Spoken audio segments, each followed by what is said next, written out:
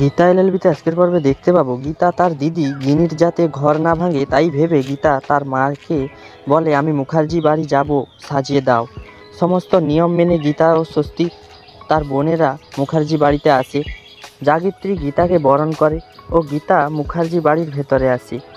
জাগিত্রী গীতাকে বলে তোমার শ্বশুরমশাইকে প্রণাম করো।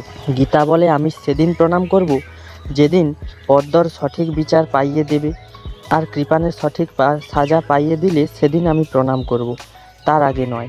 রিসড়ায় গৃহবধূ হত্যার জন্য একজন লোক গীতাকে ফোন করে বলে আমি তো তোমার বাড়ি গিয়েছিলাম, কিন্তু লোকের মুখে শুনলাম আপনার হয়েছে, আবার মুখার্জি বাড়ির বউ আপনি। গীতা বলে আমি মুখার্জি বাড়ির বউ হলেও আমি আপনার মেয়ের কেসটা নিয়ে লড়বই, ওই ডিফেক্টেড লয়ার অগ্নিজিৎ মুখার্জির থেকে। গীতা মুখার্জি বাড়ির সবাইকে বলে আপনারা সবাই যান, রিসড়ায় গৃহবধূ হত্যাকাণ্ডের কেসটা নিয়ে আমি বসবো।